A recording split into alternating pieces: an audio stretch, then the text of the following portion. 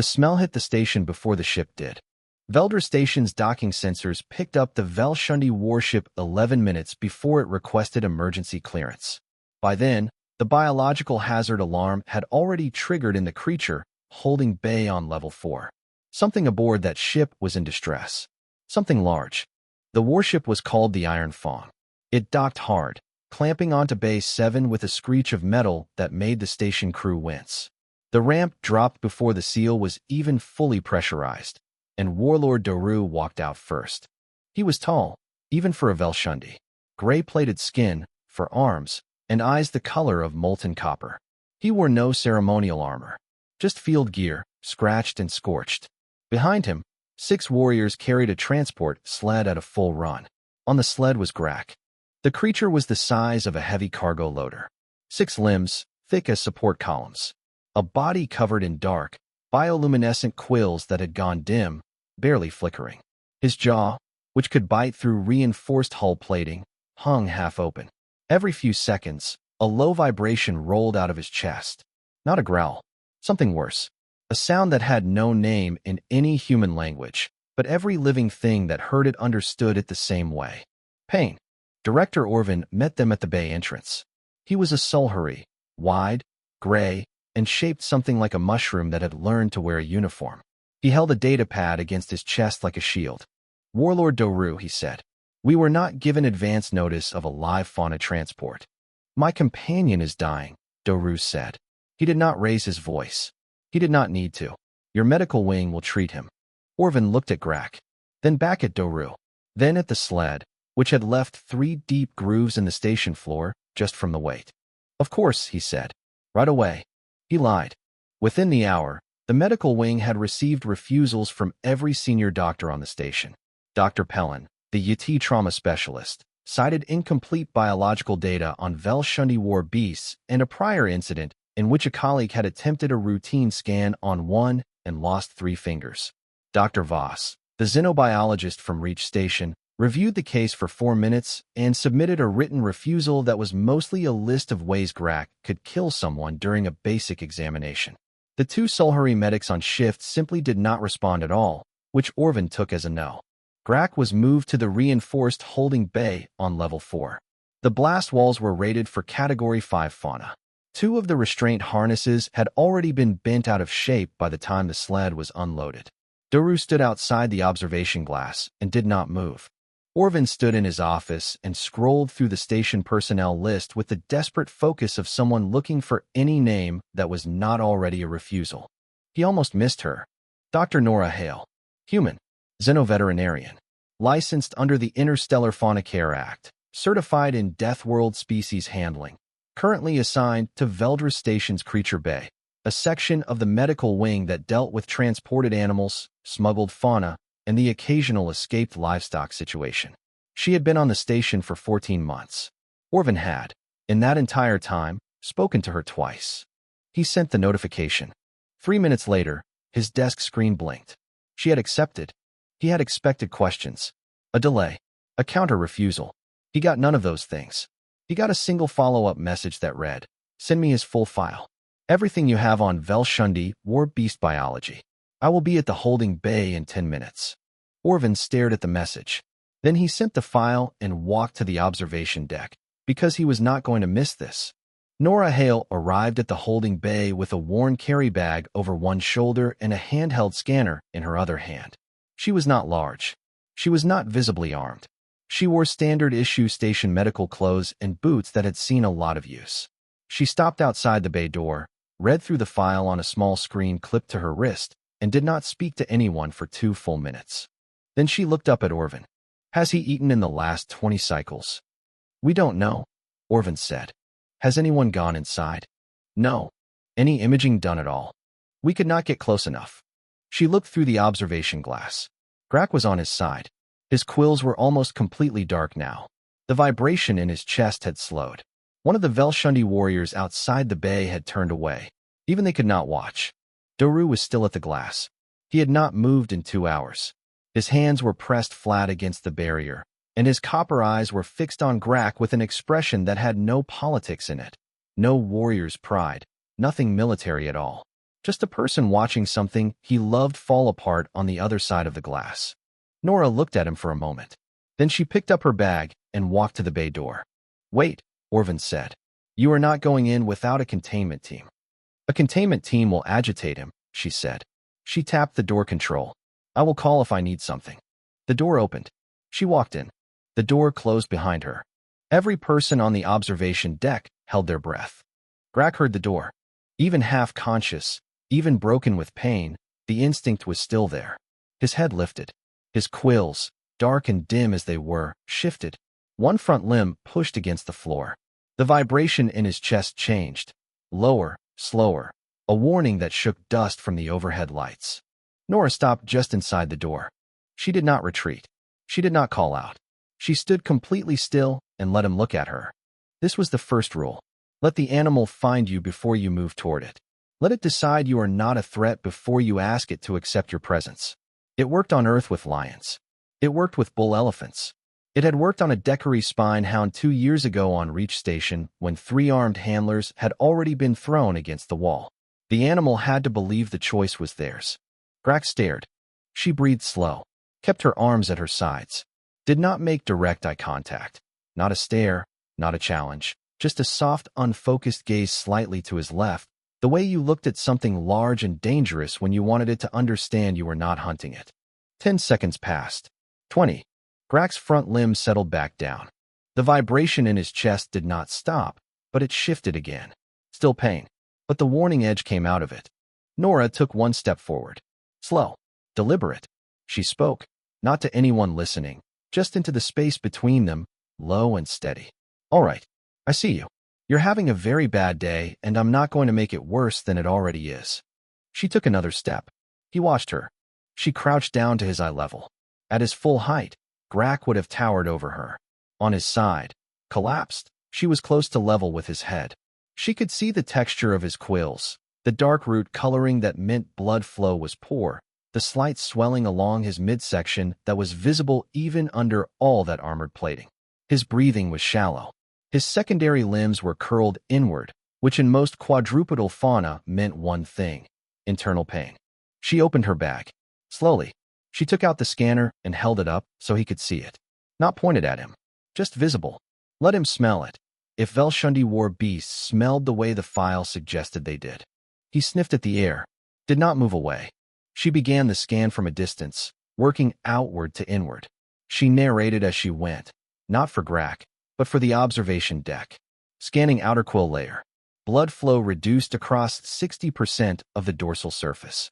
Sign of systemic stress, possibly circulatory. She moved the scanner slowly along his flank. Midsection showing significant swelling. Pressure buildup in the secondary digestive tract. Something is blocked or obstructing. I can't tell the source yet from this range. She shifted position. Grak's eye followed her. He did not growl. "You're doing well," she said to him. "Stay with me." She moved closer. Close enough now that she could have reached out and touched his nearest limb. She did not. She crouched beside his midsection and ran the scanner along the underside of his torso. The readings came back dense and alarming. A mass in the gut cavity, large and irregular. Pressure readings that were well above anything the file listed as normal. And then, a faint thermal spike near the base of one quill cluster on his rear flank. She angled the scanner, ran it twice. An infection, deep, hidden under a cluster of quills that had grown thick and tight around something that had no business being there. She set the scanner down on the floor very carefully and reached into her bag for a thin light. She angled it low, shining it sideways across his rear flank. The quills there were darker than the rest, slightly raised. At the very center of the cluster, almost invisible, a wound. Small at the entry point. What it had become underneath was not small at all. She sat back on her heels. On the observation deck, no one had moved. Director Orvin had stopped pretending to look at his datapad. Sullen, the young Thari medic assigned to the deck that shift, had pressed himself close to the glass. Warlord Doru had not blinked. Nora stood up. She looked through the glass directly at Doru. Her voice came through the base speaker without any drama. "He has a parasitic obstruction in the secondary gut and a septic wound under the rear left quill cluster. The infection has had time to spread. He needs surgery, not scans." She picked up her bag. I need a full list of everything he has eaten in the last 40 cycles. Whatever species archive you have on Velshundi War Beast Internal Anatomy. And someone who is not afraid of being in this room with me. She looked at Doru for a moment longer. He trusts you, she said. That helps. Be there when he wakes up. On the observation deck, the young medic named Sullen slowly raised his hand. No one else moved. Nora looked at him through the glass. She nodded once. You'll do, she said. The briefing room was not built for Velshundi. Doru had to angle his shoulders to get through the door. The chair across from Nora creaked under him, and he did not sit so much as position himself, for arms resting on the table, spine straight, copper eyes fixed on her with a specific kind of focus that suggested he had assessed her as a threat and had not finished the calculation yet. Nora put the species archive drive on the table between them. She had already started reading it. You found the wound, Doru said. It was not a question. Yes. No one else went inside. I know. He looked at her for a long moment. You are human. Yes. Your species has a life expectancy of approximately 90 standard cycles. Your homeworld has a gravity well and atmospheric density that most species in this sector consider mildly hostile. You are, biologically, unremarkable. Depends on what you're remarking on, Nora said. Doru did not smile, but something shifted in the line of his jaw. A small recalibration. You are a veterinarian, not a doctor of thinking beings. A doctor of animals. Yes. Grak is not an animal. Nora looked at him steadily. I know that too. But right now he needs what an animal doctor can give him. Someone who works on patients that cannot tell them where it hurts. Someone trained to read what the body shows because words are not an option. That's my job. It has always been my job. Director Orvin, standing in the corner, made a quiet sound. No one paid attention to him. Doru leaned forward slightly. Tell me why I should trust you. Not your credentials. Not your licensing. Tell me why you. Nora thought for a second. Not because she didn't know the answer. Because she wanted to give him the right part of it. On Earth, she said, there are no tame animals. Not really. The ones we call domesticated still carry everything their ancestors were. When I was in training, I did field work on large terrestrial fauna. Creatures that had no reason to let me near them and every physical ability to kill me. No sedation available. No backup. You work with what the situation gives you. She paused. 2 years ago on this station, a Decoree spinehound got loose from a transport hold. Handlers wouldn't go in. It had already put 3 of them down. I went in with a scanner and a calm voice, and I had that animal sedated and secured in 20 minutes. Not because I'm brave. Because I know how to read what a frightened, hurting creature is telling you if you stop long enough to listen. Doru was quiet. What I found in there today, Nora continued, would have killed him within 2 more cycles. The obstruction alone was critical. The infection is worse. He needs to go into surgery, and I will not pretend it will be simple. His anatomy is not fully documented, and I will be working from your archive and my own judgment. There are risks. She met his eyes. But if no one operates, there are no risks. There is only one outcome. The room was very still. Orvin cleared his throat. There is also the matter of station liability, in the event that... Leave, Doru said. Orvin left.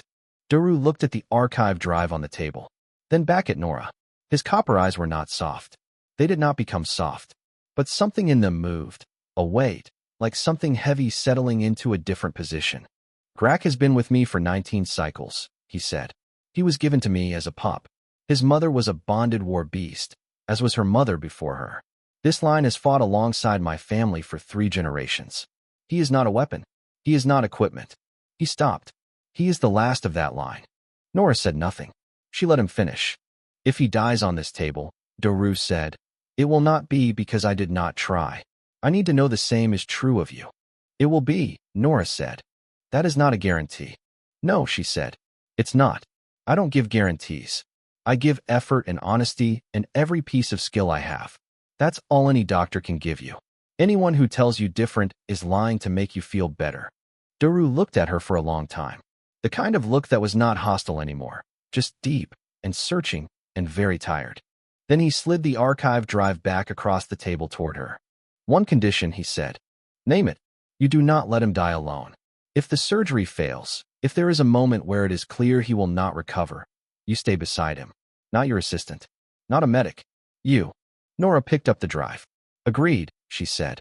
She stood and pulled her bag onto her shoulder. Then let's stop talking and get to work. She walked out.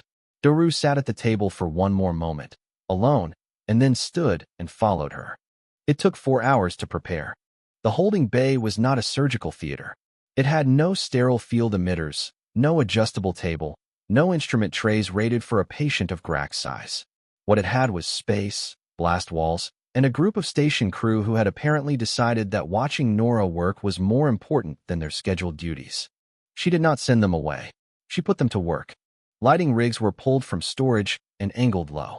A flat cargo platform was reinforced with everything structural the maintenance team had available and fitted with a basic temperature regulation mat. Instrument requests went to the medical supply room, and when the supply room did not have the right size, Nora made substitutions, noting each one on her wrist screen without expression, adapting the plan in real time like someone adjusting a route around a rock slide. Sullen, the young Thari medic, stayed close and said very little. He handed things when she pointed. He watched everything. His large pale eyes moved between the instruments and her hands, and the growing setup with the careful attention of someone trying to understand a language they had never heard before. The sedation calculation alone took 40 minutes. No standard dosage existed for a Velshundi war beast of Grax size and biological profile. Nora worked from the archive, from comparative xenobiology data on 4 related species, and from the baseline readings she had taken during the examination. She ran the calculation 3 times. When the number was the same all 3 times, she prepared the dose. Grack accepted the sedation needle with less resistance than anyone on the deck had expected. He was too weak to fight. He looked at Nora once before his eyes closed. Just looked, steady and tired, and then he was still. The surgery began. The parasitic obstruction was the first problem and the largest. It had nested itself in Grax's secondary gut, a structure the archive called the fermentation cavity, which did most of the processing for his diet of raw, dense proteins. The parasite was not a living organism anymore.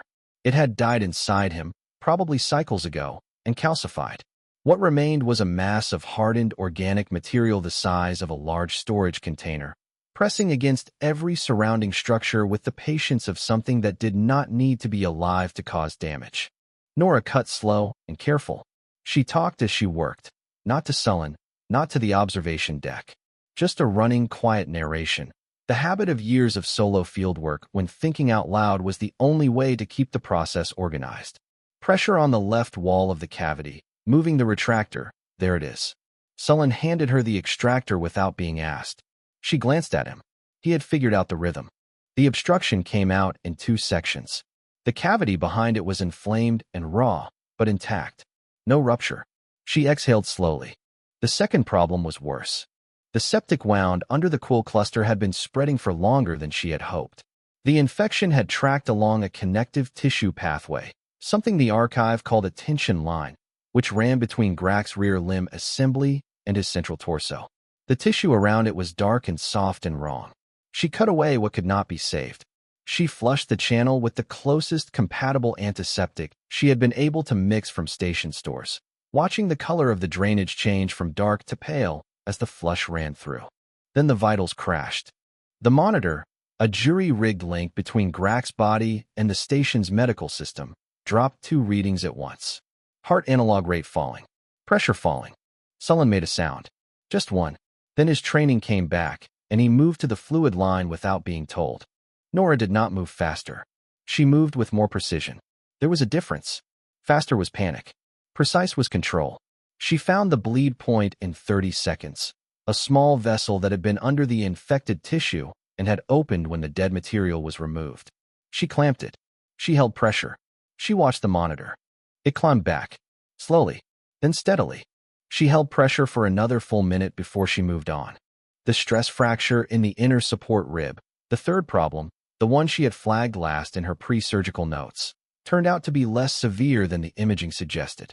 She braced it with the closest available fixative and marked it for follow-up imaging in 3 cycles. 2 hours later, she closed. The bay was completely silent. At some point during the surgery, the number of observers on the deck had doubled. Station crew, off-duty medics, 2 Velshundi warriors who had pressed their faces against the reinforced glass. Doru stood where he had stood for hours. His arms were no longer flat against the barrier. They were crossed over his chest. He was watching Nora's face, not her hands. She pulled off her outer gloves and dropped them in the waste container. She looked at the vitals monitor for a long moment. All readings present. All readings poor to stable, which was not good, but was enormously better than where they had started. Sullen looked at her. He was pale under his natural coloring. Did it work? He asked. Nora looked at the monitor. At Grak. At the steady, shallow rise and fall of his enormous chest. Ask me again in 12 hours, she said. Station night on Veldra meant the corridor lights dropped to a dim amber and most of the crew rotated off shift. The holding bay on level 4 did not have a night mode. Nora had not asked for one. She was sitting on an upturned cargo crate beside Grak's platform, her wrist screen balanced on her knee, when the bay door opened at the second hour past midnight. She did not look up right away. She had been checking Grak's fluid intake rate and did not want to lose the count. When she did look up, Doru was standing just inside the door. No guards. No armor beyond his field gear. He looked, for the first time since the Iron Fang had docked, like a person instead of a warlord. He looked at Grak, then at Nora, then at the cargo crate beside her. She moved her bag off it without comment. He sat. The crate held his weight, which was not guaranteed, but it held. They were quiet for a while. The monitor beeped its slow, steady rhythm. Grak's breathing was deeper now than it had been after surgery. Still careful, still shallow compared to healthy readings, but deeper. His quills had shifted color slightly. The dark root dimming was retreating. Faint light moved under the surface of a few of the longer ones. Not strong, but present. He has more color, Doru said. Yes, Nora said. It's a good sign. More silence. You were here all day, Doru said. It was not a criticism. It was something else, an observation trying to become a question. I told you I would be. Most would have handed the overnight watch to a medic. Most would have, Nora agreed. She did not explain further. Doru seemed to understand that no explanation was coming and did not push. He watched Grak for a while. When he spoke again, his voice had changed, quieter, without the flat, controlled weight of command in it. He was the size of a large domestic animal when they brought him to me. 19 cycles ago. He bit through the transport cage. He bit through the second one too. He paused. I sat outside the cage for 3 days before he would eat from my hand. Nora looked at him. What changed it? I stopped trying to make him trust me, Doru said. I just sat. Eventually he decided I was not a threat. His copper eyes stayed on Grak. It is the same thing you did today. It usually works, Nora said. Why do humans know how to do that? Nora thought about it. We've been around animals our whole history. Not just working with them, living beside them, being hunted by them, hunting them. You spend enough generations doing that, and eventually you learn to read what they're telling you. Or you don't survive long enough to pass anything on. She leaned back slightly. We're from a death world too. People forget that. We just had the good luck to be the most dangerous thing on it. Doru said nothing for a moment. Then, I have lost warriors in battle. I have lost crew. It is a grief I know how to carry. This, he stopped. Started again. This is different. It usually is, Nora said. With animals. They don't choose to follow you out of strategy or loyalty codes, or because the contract is good. They just decide you're worth staying near. There's no politics in it. When you lose that, she let the sentence end where it ended. Doru's jaw tightened. Have you lost patience? Yes. Many. Enough. He looked at her. How do you carry it? Nora was quiet for a moment. You remember what you did right. Not the whole surgery, just the moments where you made the right call. You hold on to those. The rest you let go as best you can. She paused. It doesn't get easier. You just get more practiced at it. A sound moved through the bay. Not a vibration this time. Not a warning. Something lower and slower, like a long breath being let out after being held for a very long time. They both went still. Grak's nearest front limb shifted. Just slightly. The bioluminescence under his quills brightened. Not to full, not by a long distance, but to something that was clearly more than nothing. His head did not lift, but one large, dark eye opened. It found Doru first, held there for a moment. Something moved between them, unspoken, old, the kind of recognition that does not need language. Then the eye moved to Nora. She stayed still, same as before. Soft gaze, easy posture, no sudden movements. Let him find her. Let him decide. Grak looked at her for a long time. He did not growl. His eye closed again. The slow breathing continued. The bioluminescence held its new, faint, steady light and did not dim. Doru exhaled. Just once. Just quietly. But Nora heard it, the full weight of 2 days of held breath finally coming loose. She did not say anything. She turned back to her wrist screen and continued the fluid count. The monitor beeped. Slow and steady. Grak breathed. The bay was quiet. Nora made a note in the file, patient responsive. Prognosis revised upward. 48 hours after surgery, Grak ate. It was not much, a small block of processed protein that one of the Velshundi warriors had pulled from the ship's stores and passed to Nora through the bay door. She had softened it, cut it small, and placed it on the floor near his head. He took 11 minutes to decide it was worth the effort. Then he ate it in 2 bites. Nora logged it in the file and went to get herself something to eat for the first time since the surgery. By the time she came back, Director Orvin was waiting outside the bay with a datapad and a look on his face that suggested the last 2 days had been very difficult for him personally. We have received 3 formal inquiries, he said. The Havorian Trade Delegation, the Sulhuri Medical Review Board at Reach Station, and a private message from someone who identifies only as a senior officer of the 3rd Velshundi Fleet, not Doru's fleet, asking for details about the procedure. Nora looked at him. And they all want to know who performed the surgery, what credentials they hold, whether they are available for consultation. He paused. 2 of the inquiries specifically mentioned that they have contained fauna in need of care that no current station physician will approach. Send them my file, Nora said. She walked past him into the bay. Orvin stared after her. He had expected something else. What, exactly, he was not sure. He looked down at his datapad. Then he sent her file to all 3 parties. Inside the bay, Sullen was already there. He had been coming in every morning. He was not assigned to the bay. He came anyway. He was sitting on the floor against the wall with a data reader in his hands, going through everything in the Velshundi War Beast archive that Nora had annotated. He had started adding his own notes in a different color. When he saw her, he set the reader down. I want to learn this, he said. It was not the first time he had said it. It was, however, the first time he said it without the hesitation that had been in it before, the uncertainty about whether the ask was reasonable. I know, Nora said. The way you approached him. The way you read what he was doing. None of that is in any of our training materials. He held up the reader. And the surgery, the improvisation. We are taught to stop and consult when a case leaves the documented range. You did not stop. You adjusted and continued. Stopping and consulting works when there is someone to consult, Nora said. Out in the field, on a transport station, on a ship, sometimes there is no consultation available. You learn to be the last line. She looked at him. You moved to the fluid line without being told. That was the right call. Sullen was quiet for a moment. I was frightened, he said. Good, Nora said. Fear is data. It means you understood the stakes. What matters is what you do with it. He thought about that. Then he picked the reader back up. Grak watched them both from his platform. His quills were not fully bright yet. That would take weeks.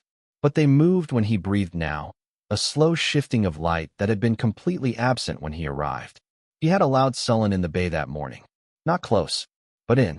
Warlord Doru came to the bay on the 2nd afternoon. The Iron Fong was cleared for departure. His crew had been patient, more patient than anyone had expected, but the war fleet did not hold still indefinitely. He found Nora outside the bay, updating Grak's discharge file. He stood in front of her without speaking. She looked up. He reached into the inner pocket of his gear and held out a small flat card, black metal, engraved with a seal she did not recognize. Fleet passage authorization, he said. Any Velshundi port, any Velshundi ship. If you ever need transit, emergency access, or assistance in Velshundi space, this carries my personal endorsement. Nora looked at the card. She took it. Thank you. Doru looked at her for a moment longer. Then he brought his right fist up and pressed it flat against his chest, a slow, deliberate motion. His copper eyes did not look away. She knew from the archive what it meant. She had read it the night before, not looking for anything specific, just reading. The gesture was reserved. It was not given to allies or to those who had done good work. It was given to those who had honored a debt that could not be repaid by any material means. She held his gaze. He lowered his fist. He turned and walked toward the docking bay without looking back. The Iron Fong departed 40 minutes later. That evening, Nora was at her desk in the small office beside the creature bay. The desk was covered in files, 3 new intake cases, a fauna transport arriving in 6 cycles carrying species she had never seen, and 2 pages of consultation notes from the Havorian delegation. She opened Grack's file on her screen. Under species classification, the original entry was still there. Unclassifiable, referred to specialist. She deleted it. Typed, HFY War beast, male adult. Treated for parasitic obstruction and secondary infection. Recovery ongoing. Follow-up in 30 cycles. She closed the file. Opened the next one. There was always another patient. She picked up her bag.